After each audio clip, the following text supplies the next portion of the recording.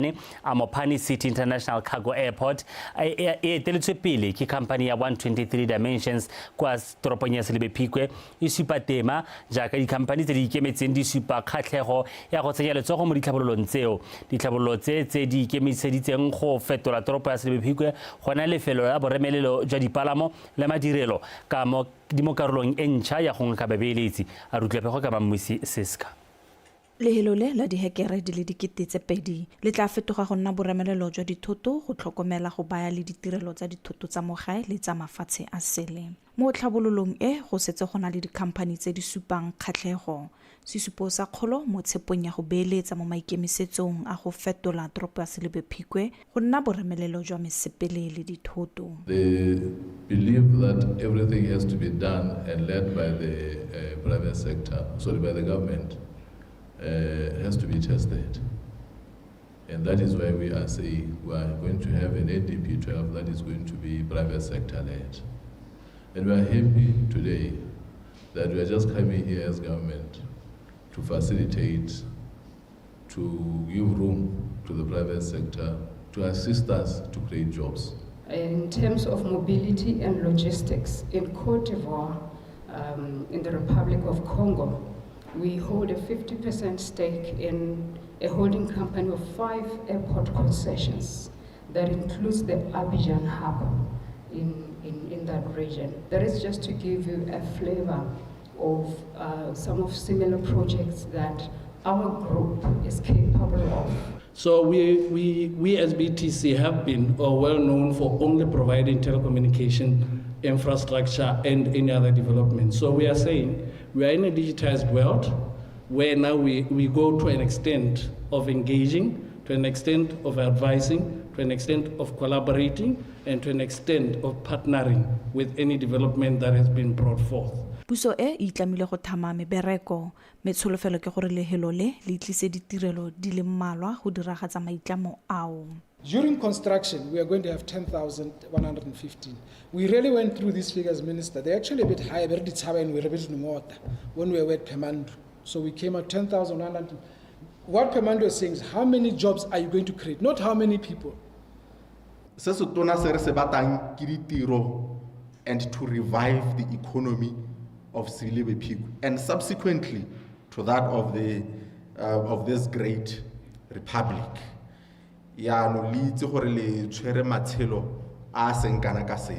Anole ke bontlha jwa toro ya puso ya go fetola Selebe-Phikwe lehelo la dithoto le madirelo mo kgaolong ya Afrika go fokotsa go ikaega ka ditswammu le go aga itsholelo ya sennela ruri. Mamusi Siska, BTV News, Selebe-Phikwe. Ratropo wa Francistown re gaone majere a re o tshwaragane le bana le seabe ba farologaneng ba ne ba rulagantse mogwanto o ka one maikaelelo a neng le go kokoanya madi a ba ka dirisang go thusa batho ba dikobodikhutshwane mo toropong eo. A re seo se tsamaelana le maitlamo a khansele ya toropo eo go tokafatsa itsholelo ya toropo le matshelo a banni ba yone. Fa bua kwa mogwantong o ka matlhatso Ratropo Rre Majere o na le bogela botlhe ba ba nneng le seabe go tlhomamisa gore tiro eo e atlega. Ona ba tlhalosetsa fa maikaelelo e le go tswelela ba dira ditiro tsa bobelotlhomogi le gore madi a kgobokantsweng ke mogwanto a tla dirisiwa go agela malapa le 30 matlo a boitiketso. Tona wa metshameko le bodiragatsi Re Jacob Kelebeng le ene a ba le teng kwa mogwantong o a gatelela botlhokwa jwa go itshidila mmele. Ke batla gore ke re o pehela yo nile le seabe mo tirong ye ka go registera ka 250 kana ka sepehela sa se tiketseng ke gore ikere o re dirile mototoro le ba council ya Francistown go diragatsa dikeletso tsa rona mme ebile le tse leng gore di itebagantse le go thusa motho yo mongwe jaaka wena boleng teng ja gago gone ga rena go botsalo leya re ta itse gore without you nka be re sa kgona mme ebile keletso enne gone gore re tshwaragane tiro e go enko pele le mona go nyetang la ha ke tabe yo mongwe a tsene mo ofising ye mo gopolong tso le teng o tsweletse. Let's make sure that ra mo supporta re le go thusa motho wa toropo ya Francistown. Na go sport and art re tlhaloganya botlhokwa jwa fitness, re tlhaloganya botlhokwa ba mo go bitswang go to healthy well-being, and this work in a definer yone mosato ta kana Ministry of Sport and Art. gore re batho ba re tshwantse re itshidile, re batho ba re tshwantse re itiise, re batho ba re tshwantse go dirisa ditalente tsa rona re di supe mo setšhabeng. baeteledipele ba meepo ba kopile go dira maitlamo a go tlhomamisa gore ba fedisa dikotsi tse di diragalang mo meepong ya bone tse di ka bakang dikgobalo le go gapa matshelo. Se se buile ke mogolwane wa Diamond Trading Company Botswana re se direng serumula kwa dikgaisanong tsa thuso ya potlako tsa Botswana Chamber of Mines tse di neng di tshwaretswe kwa Phalape ka Matlhatso. Go itsone sa keng wa pega mananeo a tsepameng a pabalesego mo meepong a kaiwa nnile le seabe mo go fokotsegeng ga dikotsi le dintsho tse di neng di tlwaelesegile mo meepong dingwaga di le 10 tse di fetileng. Se ke ka ntlha ya maiteko a Botswana Chamber of Mines a go tshegetsa dikgaisano tse di rotloetsang kiso ya thuso ya ntlha kgotsa first aid tsa mo meepong. We are not competing for the sake of competing.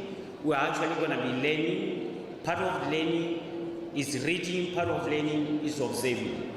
But take that at a ga re tla go gaisana hela ka gore go na le kgaisano re tletse fa go tla go ithuta ka tsa sireletsego go sa kgathalesego gore re fa kae kana re lebilwe ke mang and say nna ke le said this is how I'm going to live my life irrespective of who is actually watching you. These first aid skills do more than protect workers. They create ripples of safety that reach families, communities. Dikitso tsa thuso ya ntlha ga di thuse go sireletsa badiri ba meepo hela mme di thusa le ba malapa a bone setšhaba le lefatshe ka bophara. Ka jalo ko Motor Vehicles Accident Fund tshwaragano e supa maikemisetso a rona go tsibogela dikotsi tse di diragalang mo ditseleng le ko ntle ga ditsela. Our own efforts to build a safer Botswana on and off the roads. Bangwe ba maloko a ditlhopha tse di neng di gaisana mo metshamekong e ba gateletse botlhokwa jwa metshameko e mo pabalesegong ya bone le badiri ba meepo le ka fa ba ka ntshang maduo ka teng. First aid e ruta babereki botlhe ko meepo wa rona because e regulatiwa ke Botswana Chamber of Mines le mo Employment Act la ya Mines Quarrying Machinery Act ya buela gore mine mongwe le mongwe o tshwanetse gore ba practice first aid ke jaaka bona re le hare le ba meepo ka go harologana re tle go practice le gore molao wa se governor ko meepo gore mine mongwe le mongwe o itse botlhokwa ja first aid le gore ba mmereke mongwe le mongwe a rute first aid ka bokhutshwane e dira gore la hare le mo moepong le re tsamaya re le mo ditseleng re hokotsa tsone dio tse di ka dirang kotsi ka gore ga re tsaya rona re setse re tsana ko moepong re bitsa re ira dio tse di tshwanang bo di-near hits mo e leng gore re leba dio tse e leng gore di ka dira gore kotsi e thagoge so e be re dila le tsone pele ga kotsi itharoga. Kgaisano e ne e tseneletswe ke ditlhopha di le 13 go tswa mo meepong ka go farologana mo Botswana mme bafenyi ba ikgapetse seetsele go ba leboga go dira ka natla mo go beeng tshireletsego ko pele mafelong a ba direlang teng. Go itsone sa keng Botswana Television Phalape.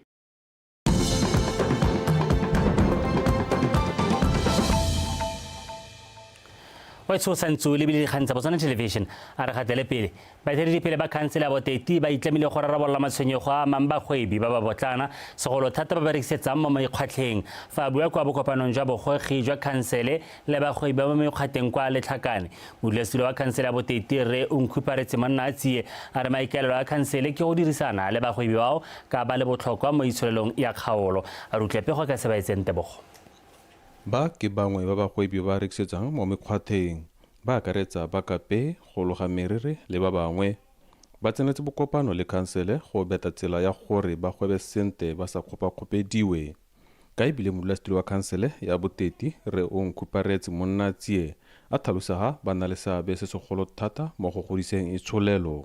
Ne ka bua ka di-informal sector gore re le khansele re tshwanetse re nne le tumalano le bone le maakanya le bone gore re ka ba thusa jang ra lemoga seabe sa lona mo kgaolo e gore ke lona le tshwere itsholelo ya kgaolo ya rona ka jone bonnyane jo le botera jo le sheleketa ka jone la itsitse Setswana go sheleketa re lemoga seabe sa lona kana motse wa rona o tota ke motse o le gore o tsamaela ko setoropong ga o lebela Letlhakane tota ha ke re se thole le motse ano ke toropo go emetse hela gore gongwe go ruragadiwe hela gore e nne toropo yaanong mme toropo kana gore re e bete e batla rona re ithela re eme malala a laotswe bagwebi ba amogana megopolo le matshwenyego a bone le khansele ka re ke sa ta sa council ha le ntse re kubetse ke ende sa re direle dunganyana ra tsena mo tera re kisa ra nna re nela council sengwe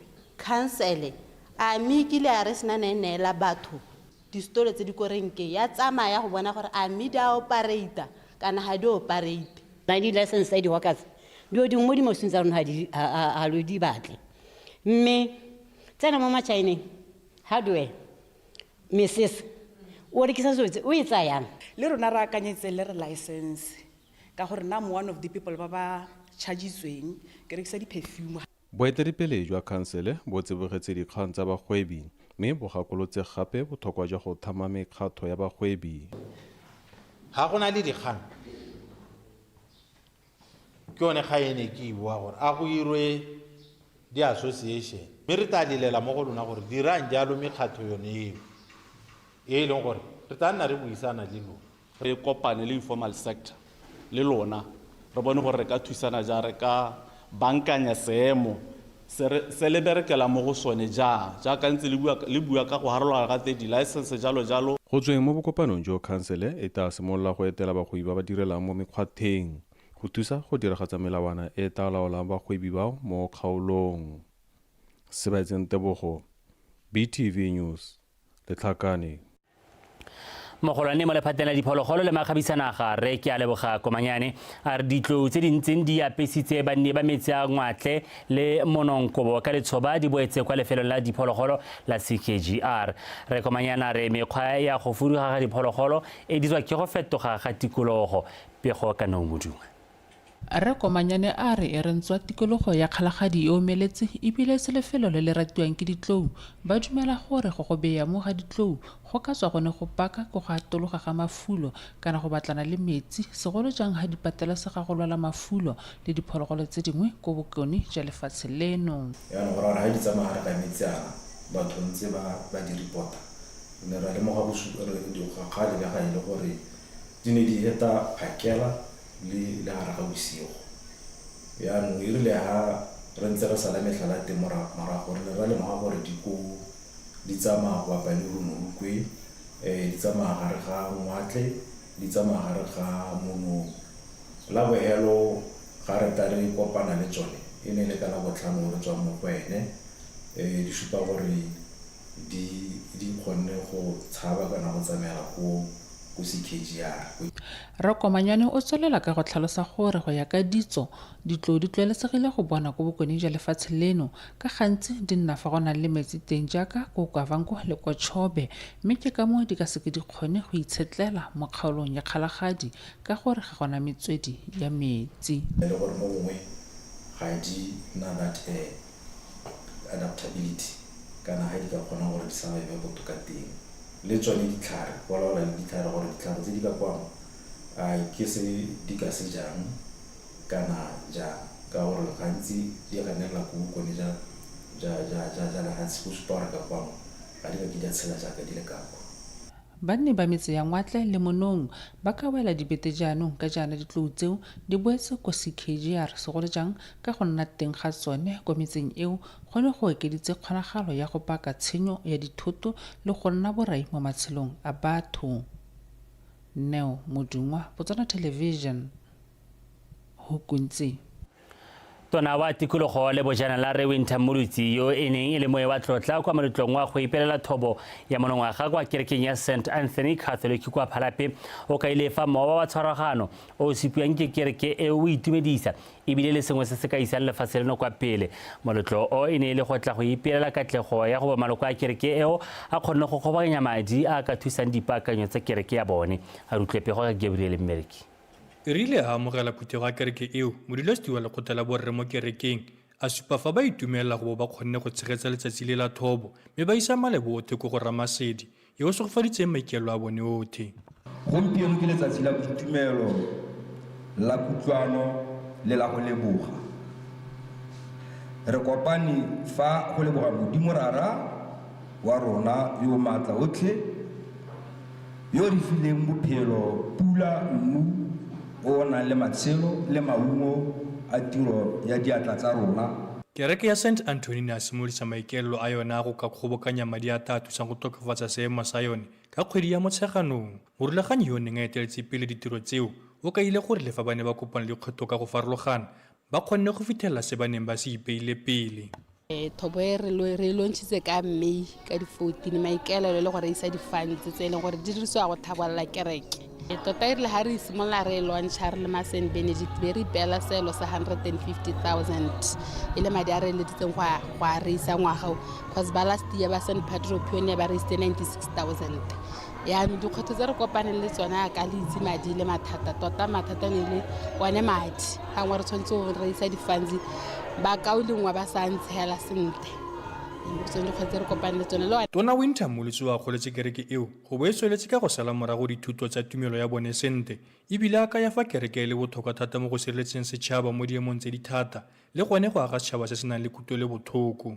The Catholic Church throughout history has always been more than just a place of prayer. It has been a pillar of hope, a source of strength, and a beacon of guidance. Here at St. Anthony, as in many... Kereke ya Katoliki go tswa go loe e ntse e se lefelo la thapelo fela mme e le boikokotelo jwa batho ba le bantsi. Gompieno mo kerekeng ya St. Anthony le dikereke tse dingwe go rala lefatshe leno seabe sa kereke se tsenelela le ko malapeng a rona. Mo bukeng ya bakuranta wa bedi kgaolo ya boroba bongwe le ya lesome di bua gore seo se dirwang ka lerato ga se kita se lathega mme modimo a tolosa maikelo a rona a bo a re fa thobo e nonofileng. God himself multiplies our efforts, turning beginnings into abundant harvests. Kereke ya St. Anthony e kgotheditse go tswelela ya arogana lefoko la modimo le bothe mo lefatsheng leno ka e le tsela nngwe e ka thusang go fokotsa diemo tsa go kgontsho le tathegelo ya matshelo tse di aparetseng lefatshe leno ka bophara. Gabriel Mereki, PTV News, Phalape.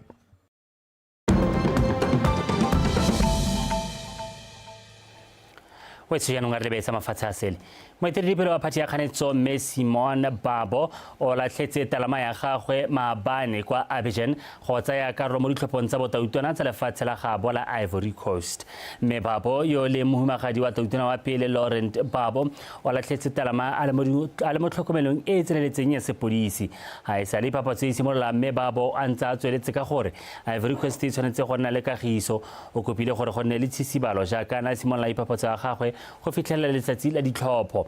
Mme Babo ke mongwe wa bontlhopheng ba ba neng ba eme kgatlhanong la tautona Alassane Ouattara yo o batlang setilo sa botautona lekgetho la bone. Ke nako ya tsa metshameko go segonkwe o eme sentle.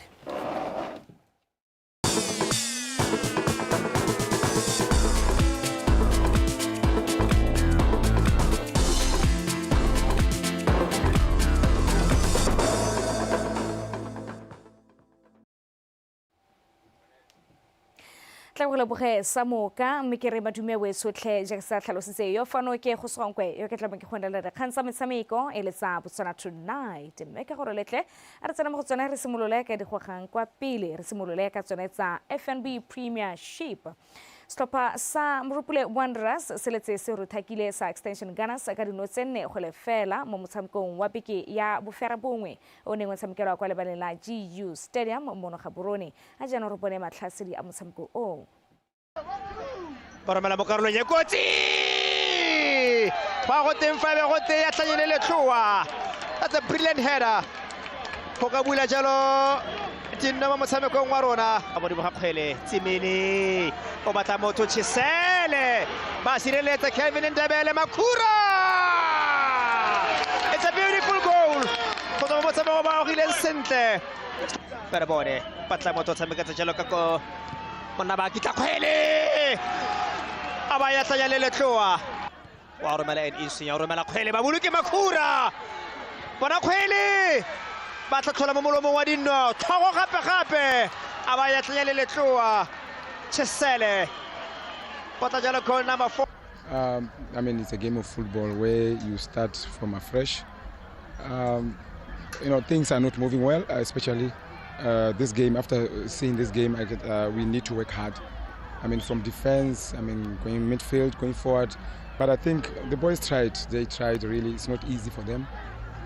It's not easy for them. And we believe maybe going forward, we will work, because already we know now where to work on. But it's not going to be easy. It's going to be hard. It's going to be hard, believe me. The second half, towards the end, we get to spark and then we go down. We get to spark and we go down. So we need to go back and see how we can arrest the situation. But I believe we will come back a better team next game. Felt straight from the first whistle blew, we were right on top of the game. We took control of the midfield and we created the first two big chances within the first 5 minutes. We had a clear-cut header there for Chisele. We could have scored there. And then from there, I felt the boys, they came to the game, because we are now playing. We are to our normal fluid. We played and we explored more through our wingers. Insile moreking ya FNB Premiership kwa toropong ya Francistown. Setlhopha sa Mošurisenda Chiefs se letse se fentse sa Township Rollers ka dino di le pedi go ile nngwe. Dino tsa Magosi di tsene mo karolong ya ntlha ka Ronald Fortune le Hendrik Moyo. Popa e ne ya kgona go busa e le nngwe mo karolong ya bobedi ka thago ya penalty morago ga gore Magosi ba dire phoso mo lebokosong la di 16 e neng yunisiwa ke Marcel Papama.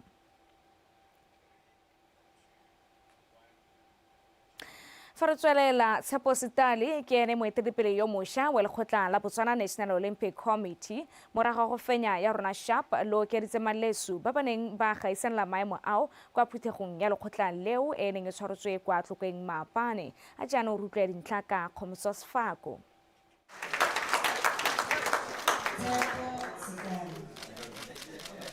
Moeteledipele yo wa pele wa Botswana Chess Federation Sitali o fentse ka bathopi ba le 20 a sola morago ke rona Sharp ka ba fera bongwe fo keditse malesu a iponetse thopo e le nngwe fela. I want to commit to you that you have given us the mandate and you have borrowed me the steering wheel. And my intent and my aim.